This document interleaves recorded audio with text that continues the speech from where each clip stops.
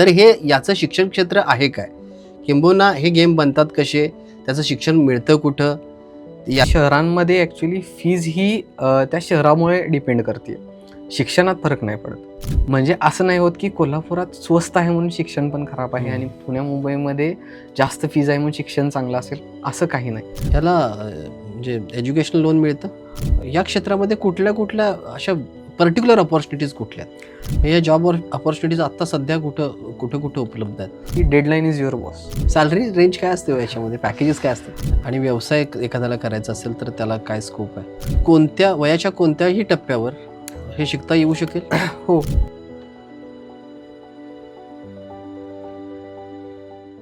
कदाचित या तंत्रज्ञानाने खिलाडू वृत्ती, शारीरिक क्षमतेची वाढ होत नसेलही, पण करमणुकीची गॅरंटी मात्र 100% दिली होती. आणि त्याच्यामुळं सर्व क्षेत्रातल्या, सर्व वयोगटातल्या प्रत्येक व्यक्तीला, स्त्री असू दे किंवा पुरुष, प्रत्येकाला या व्हिडिओ गेमनी किंवा कम्प्युटरवरच्या गेमनी आकर्षित केलं. आणि हळूहळू ही इंडस्ट्री बनली. आणि या इंडस्ट्रीनं शिक्षण असेल किंवा अर्थकारणाचं एक नवं द्वार निर्माण केलं. तर हे याचं शिक्षण क्षेत्र आहे काय? किंबहुना हे गेम बनतात कसे? त्याचं शिक्षण मिळतं कुठं? याचं अर्थकारण कसं चालतं? याच्यामध्ये सुद्धा काही खेळण्याची संधी मिळते का? अशा अनेक प्रश्नांची उत्तरं मिळवण्यासाठी आज आपल्यासोबत आहेत आर्टिक्स व्हिडिओ गेम आणि इन्स्टिट्यूटचे आदित्य देसाई सर. आपण प्रसारमाध्यमामध्ये सर्वप्रथम त्यांचं स्वागत करूया. नमस्कार सर. नमस्कार. हे जे कोर्सेस आहेत, म्हणजे जे प्रायव्हेट सेक्टरमध्ये असेल किंवा कॉलेजमध्ये असतील, तर याची साधारणपणे फीची रेंज काय असते? म्हणजे किती शुल्क भरावं लागतं विद्यार्थ्यांना? ही जी फीज आहे ही प्रत्येक शहरावाईज आणि कोर्स वाईज बदलत राहते. म्हणजे पुणे, मुंबई मेट्रो सिटीमध्ये ह्याच्या फीज 2 लाख, 3 लाख, 3 लाखपासून प्लस पण असू शकतात. ते कोर्स कधी-कधी 4 वर्षाचे असतात, 5 किंवा 6 वर्षाचे पण कोर्स असतात. त्या पद्धतीनं त्याची फीज चेंज होत राहते. आता कोल्हापुरात किंवा अशा सिटीजमध्ये 2 लाख किंवा 1.5 लाखापासून पण हे कोर्स अवेलेबल राहतात. आणि ह्याचं ड्युरेशन असते मिनिमम 1 किंवा 1.5 वर्ष. आणि ह्याच्यातही तुम्हाला क्रॅश कोर्स करायला मिळतात. ते 50,000, 70,000 इथून सुरुवात होतात. सगळीकडं शहरांमध्ये ॲक्च्युली फीज ही त्या शहरामुळे डिपेंड करते. शिक्षणात फरक नाही पडत. दोन्हीकडं शिक्षण हे सेमच मिळेल. पण फीज कशावर, जसं पुणे मुंबईमध्ये डेली यूज किंवा तिथला जो एक्सपेन्स आहे हा वेगळा आहे. बरोबर. तिथल्या शिक्षकांना किंवा तिथल्या एक मी म्हणतोय असेट्सला, लायबिलिटीजला मेंटेन करायला कॉस्टिंग हे डिफरंट पडते. कोल्हापुरात ते स्वस्त पडते. म्हणजे असं नाही होत की कोल्हापुरात स्वस्त आहे म्हणून शिक्षण पण खराब आहे आणि पुण्या मुंबईमध्ये जास्त फीज आहे म्हणून शिक्षण चांगलं असेल, असं काही नाही. शिक्षण दोन्हीकडे सेमही असू शकतं. कोल्हापुरात चांगलं मिळेल, पुण्यामध्ये खराब मिळेल असंही नसेल. दोन्हीकडे शिक्षण हे शिक्षणासारखंच मिळणार. म्हणजे त्याचा पोर्शन किंवा पाईपलाईन ही एकसारखीच असते. म्हणजे हे साधारणपणे 1 ते 1.5 वर्षासाठी ह्या फीज असतात? मिनिमम पूर्ण कोर्सची फी घेतली जाते. जसं मी आता तुम्हाला म्हणलं, तुम्ही गेम डिझाईन जर सिलेक्ट केलं किंवा गेम डिझाईन हा तुमचा कोर्स असेल, तर त्याच्यासाठी मिनिमम 2 वर्ष आणि एक 2.5 लाख रुपये किंवा 2 लाख रुपये फी अशी चार्ज केली जाते. ह्याला म्हणजे एज्युकेशनल लोन मिळतं ह्याच्यासाठी? एज्युकेशन लोन ह्याला मान्य होऊ शकतं. म्हणजे त्यासाठी तुम्हाला एक डिग्री किंवा एक जो कोर्स आहे तो सर्टिफाईड असला पाहिजे. तर या ठिकाणी तुम्हाला एज्युकेशन लोन हे आता गव्हर्नमेंट प्रोव्हाइड करतं किंवा काही पर्सनल प्रायव्हेट बँक आहेत त्या पण एज्युकेशन लोन प्रोव्हाइड केल्या जातात. त्यांच्या थ्रू तुम्हाला हे एज्युकेशन लोन मिळू शकतं. हा कोर्स कंप्लीट केल्यानंतर किंवा याच्या प्रॅक्टिसेस नंतर या क्षेत्रामध्ये कुठल्या अशा पर्टिक्युलर अपॉर्च्युनिटीज कुठल्या आहेत करिअरच्या? ह्या ठिकाणी मी सांगायला जाईन की फक्त जर तुम्ही गेम डिझाईन हे कंप्लीट केलं तर गेम डिझाईनमध्ये मल्टिपल रोल्स असतात. जसं आपण मगाशी बोललो की कन्सेप्ट काढणारा, ज्याला आपण म्हणतो कन्सेप्ट आर्टिस्ट, तो एक जॉब आहे. त्यानंतर तुम्ही 3D मॉडेल बनवता त्याचे कन्सेप्टपासून, तो 3D मॉडेलर हा पण एक जॉब आहे. त्या मॉडेलला टेक्स्चर्स लावणे, जसं की आता आपण माणसाचं मॉडेल तयार केले तर आपल्याला स्किनसारखं टेक्स्चर लावायला पाहिजे, कपडे केलेले हे सगळं वेगवेगळ्या डिपार्टमेंटला हो, हो, हो. सगळे वेगवेगळे डिपार्टमेंट्स असतं आणि हा मल्टिपल एक 15 ते 20 पेक्षाही जास्तही असू शकतं. तुम्ही प्रत्येक गोष्टीमध्ये स्पेशलायझेशन करू शकता. प्रत्येक गोष्टीमध्ये स्पेशलायझेशनही करू शकता आणि प्रत्येक गोष्टीमध्ये तुम्ही जॉबही करू शकता. आणि या सगळ्या गोष्टी ज्याला येतात त्याला म्हणतोय आपण इंडी गेमर, ज्याला इंडिपेंडंट गेमर म्हणतात, जो ह्या सगळ्या गोष्टी एकटा करतो. या जॉब अपॉर्च्युनिटीज आता सध्या कुठं उपलब्ध आहेत? आत्ता भारतामध्ये? भारतामध्ये भरपूर ठिकाणी ह्याच्या जॉब ऑपॉर्च्युनिटीज आहेत. मेट्रो सिटीमध्ये तर आहेतच आहेत. कोल्हापुरात पण आहेत. कारण की आपल्या इथं कसं होतं, की काम हे शेवटला एक कम्प्युटरवर केलं जातं. बरोबर. मग ते तुम्ही कोल्हापुरात करा, पुण्यात करा, म्हणजे वर्क मुंबईत फ्रॉम करा. होम तुम्ही करू शकता. हो. आणि त्या ठिकाणी सगळ्यात इम्पॉर्टंट असतं तुमचं डेडलाईन आणि तुम्ही दिलेली कामाची क्वालिटी. हं. जर तुम्ही चांगल्या क्वालिटीचं काम डिलिव्हर करत असाल, तर तुम्ही कुठेही बसून का काम करा ना, त्याच्यावर जास्त इम्पॅक्ट नाही पडत. तुम्ही चांगल्या प्रकारचं काम जर देत असाल, तर हं. कंपनी तुम्हाला ते बर्डन नाही देत. तुम्हाला फक्त डेडलाईन दिली जाते. म्हणून आपल्या एक इंडस्ट्रीमध्ये एक म्हण आहे, की डेडलाईन इज युअर बॉस. म्हणजे तुम्हाला ॲक्चुअली वर बॉस किंवा हे असं काही नाही. हं, हं. जो तुमचा डेडलाईन आहे, त्याच्या आत तुम्ही काम द्या आणि ते जेवढ्या चांगल्या प्रकारे देशील किंवा देऊ शकता, तेवढं दिला तर तुम्हाला कधीच मार्केटमध्ये जॉब नाही किंवा पेमेंट नाही, ह्या गोष्टी कधीच तुम्हाला ऐकाव्या लागणार नाहीत.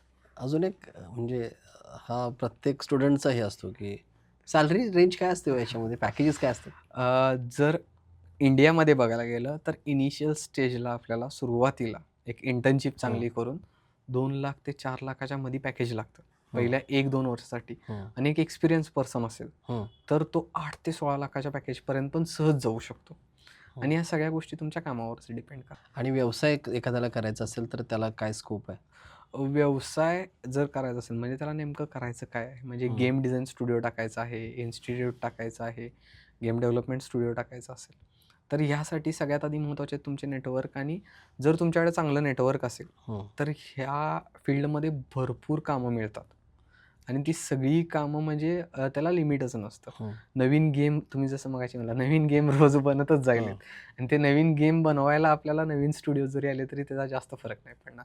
फक्त त्याच्यात जो सगळ्यात चांगला आउटपुट देईल, सगळ्यात चांगलं काम देईल, तो माणूस या इंडस्ट्रीत टिकून राहील. याच्यासाठी आता आपण याच्याविषयी सगळं जाणून घेतलं. हां. आता मुद्दा असा आहे, की अ, वयाच्या कोणत्याही टप्प्यावर हे शिकता येऊ शकेल? हो. त्याला असं म्हणजे वयाचा असा स्पेसिफिक टप्पाच हवा असं नको. पण जास्तीत जास्त या ठिकाणी जे यूथ पिढी आहे, 18 वर्षापासून 24 वर्षाची लोक आहेत, ही या फील्डकडे जास्त अट्रॅक्ट होतात. कारण की ही फील्ड शिकायला कमीत कमी 3 ते 4 वर्ष आपली जातातच जातात. मग बरोबर. त्यामुळं कसं होतं, की जेवढी यंग पिढी येईल आणि जास्त शिकेल, तेवढ्या जास्त अपॉर्च्युनिटी पण मिळतात आणि तेवढं चांगलं काम आणि एक एक्सपिरियन्स त्यांना मिळून जातो. अच्छा, म्हणजे गेम डिझायनिंगमध्ये कलाक्षेत्रातले कोणीही येऊ शकतं. येऊ शकतं. आणि डेव्हलपमेंटचा जो भाग आहे त्याच्यामध्ये आय-टी क्षेत्रातले कोणी याच्यामध्ये इंजिनियर्स इंजिनियर्स कोणी वगैरे. येऊ शकतात. त्यामुळे एखादा इंजिनियर जर झाला असेल तर तो क्रॅश कोर्स करून किंवा नंतर पण डिप्लोमा करून किंवा डिग्री घेऊन तो या क्षेत्रामध्ये येऊ शकतो. खरं तर आपला देश हा मैदानावर खेळ खेळणारा देश आहे. तंत्रज्ञानाबरोबर आपण बदललो. पण तरी देखील आता आपण ज्या गोष्टीवर चर्चा करतो त्या गेमच्या डेव्हलपमेंटविषयी, त्याच्या शिक्षणाविषयी आणि त्याच्यातल्या आर्थिक संधींच्या विषयी किंवा रोजगाराच्या संधींच्या विषयी. पण आजही आपल्याकडे याच्याकडे बघण्याचा जो दृष्टिकोन आहे हा टाईमपास म्हणूनच बघितला जातो किंवा मॅक्झिमम आता मुलं काय करतात, खूप वेळ कम्प्युटरवर राहतात, स्क्रीन टाईम वाढतो, डोळे म्हणजे पालकांचीही तक्रार असते. आणि कुठलेच पालक याच्याकडे एक संधी म्हणून पाहत नाहीत. आता नव्या म्हणजे जेनझी विशेषतः याच्याकडे करिअर म्हणून बघू शकतं. पण जुन्या पिढीतल्या किंवा पालकांच्या अनुषंगाने याच्याकडे कधी करिअर म्हणून कधीच पाहिलं गेलं नव्हतं. तर मग हा जो दृष्टिकोनातला जो फरक आहे नव्या आणि जुन्या पिढीतला, तर तो भेद तुम्ही कसं किंवा हे करू शकता, त्याच्यामध्ये मिटवू शकता किंवा त्याचं समर्थन तुम्ही कसं करू शकता?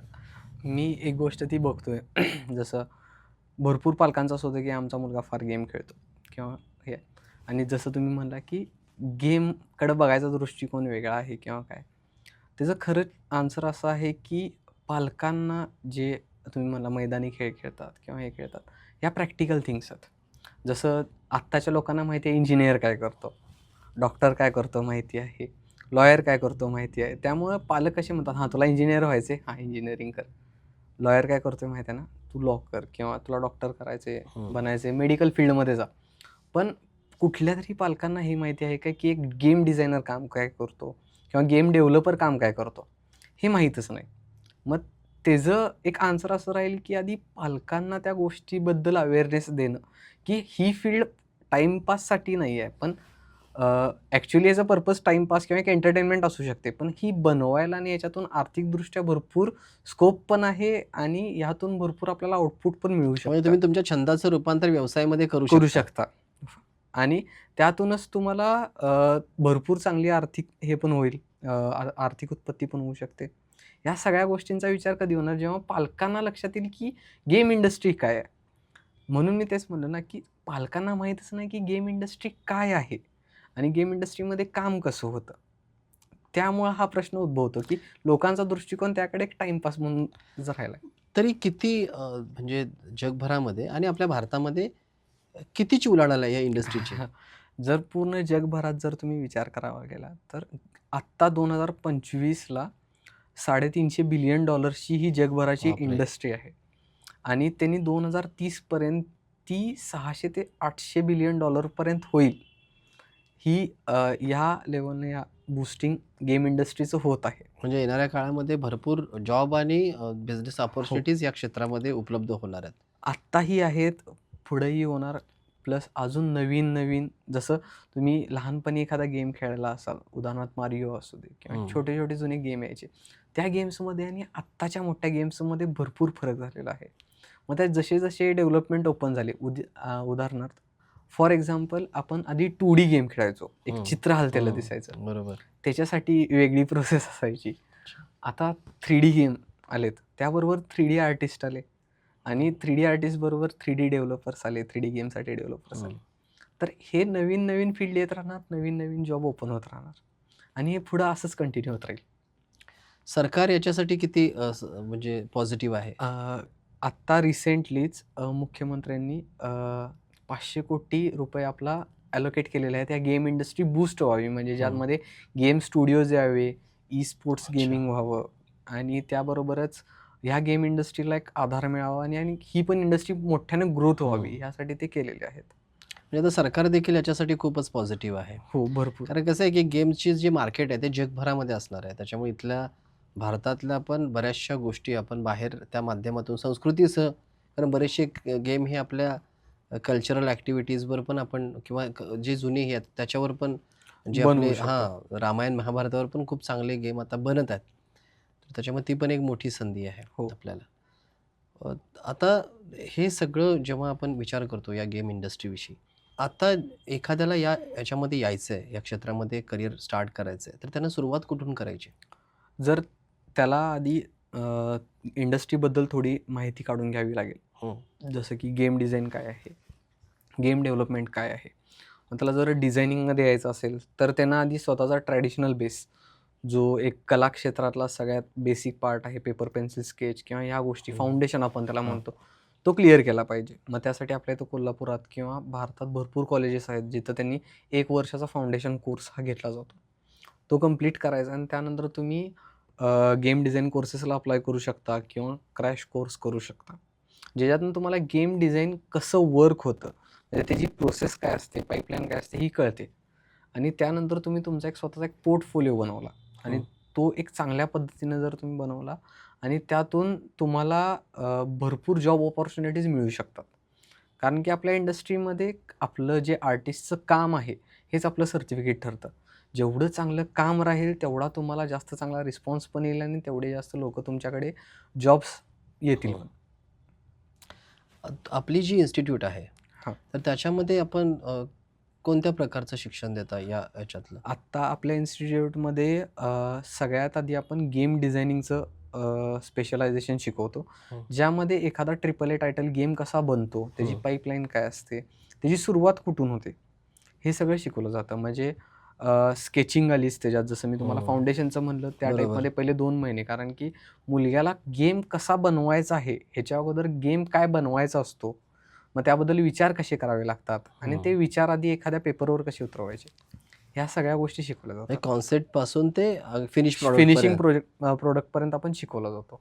आणि त्यानंतर ही जी सगळी गेम डिझायनिंगची कंप्लीट झालेली आपली ॲसेट आहे किंवा एखादं कॅरेक्टर आहे, मॉडेल आहे, हे सगळं आपण डेव्हलपर्स टीमला देऊन टाकतो आणि त्या थ्रू आपल्याला डेव्हलपमेंट करावी लागते. मग त्यासाठीच आपण थोड्या टाईमनंतर, काही एक महिन्यानंतर किंवा येत्या महिन्यांमध्ये आपण गेम डेव्हलपमेंट पण स्टार्ट करत आहे. जेणेकरून एक पूर्ण कोर्स आपल्याला मिळून जाईल, गेम डिझायनिंग पण आणि गेम डेव्हलपमेंट पण. सातत्याने आपण ए आयवर चर्चा करतो. हां.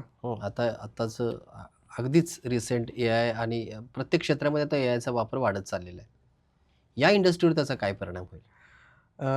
आपल्या इंडस्ट्रीमध्ये ए आय अजून जॉब्स ओपन करून देईल आणि आत्ता जी लोकांच्यामध्ये भीती आहे की ए आय फील्ड हं. किंवा जॉब खात आहे, तर ह्याची भीती ॲक्च्युली जे गेममध्ये पहिल्यापासून काम करत आहेत त्यांना जास्त असली पाहिजे. जी आता गेम इंडस्ट्रीत आलेत ते तुम्हाला ए आय ॲज अ कॉम्पिटिटर बघण्यापेक्षा तुमच्याबरोबर ए आय आहे, त्यामुळे तुम्ही ए आयसोबत शिकणार. ए आय शेवटला कमांड्सवर वर्क करतं. ए आय कधीही स्वतः एक कंप्लीट गेम बनवणार किंवा ह्याला अजून भरपूर टाईम आहे. पण आत्ताच्या कंडिशनला ए आय तुमच्यासाठी काम करतं ना की तुम्ही ए आयसाठी. बरोबर. त्यामुळे त्याला घाबरण्यापेक्षा किंवा ए आयपासून सावध राहण्यापेक्षा ए आयचा वापर करून आपण चांगले गेम्स कसे बनवता येईल किंवा आपलं काम कसं चांगलं करता येईल, हे जर मुलांनी शिकलं तर ए आयला घाबरायची काही गरज राहणार नाही. अच्छा, म्हणजे येणाऱ्या काळामध्ये गेम इंडस्ट्रीसाठी भारतामध्ये अतिशय चांगले दिवस येणार आहेत हो. आणि या क्षेत्राला देखील अतिशय उज्ज्वल भवितव्य आहे. त्याच्यामुळं कला क्षेत्रातले असतील किंवा इंजिनिअरिंगमधल्या यांनी या क्षेत्रात यायला काहीच हरकत नाही आहे. बरोबर. म्हणजे व्हिडिओ गेम म्हणून नाक पुरवण्यापेक्षा याच्यातली व्यावसायिक संधी शोधणं खरं तर या निमित्ताने आपण आपल्या दर्शकांना सांगू शकतो. हो. खरं तर व्हिडिओ गेम म्हटलं की प्रत्येक वेळेला पालक असू दे किंवा समाजामध्ये अतिशय नकारात्मक विचारांनी आपण त्याचा विचार करतो. पण आता आपण आदित्य देसाई यांच्याकडून ऐकलं की या क्षेत्रामध्ये देखील रोजगाराच्या असंख्य संधी आहेत आणि शिक्षणाचा वापर जर आपण सकारात्मक पद्धतीने केला तर त्याच्यामधून आपण नवनिर्मिती देखील करू शकतो आणि त्याच्यातून रोजगाराचं एक नवं साधन देखील निर्माण करू शकतो. हे या मुलाखतीमधून आपल्याला यांच्याकडून शिकायला मिळालं, ऐकायला मिळालं. या क्षेत्रातल्या अजून संधीविषयी आपण आणखी एक पॉडकास्ट करणारच आहोत. पण तुर्तास थांबूया. धन्यवाद.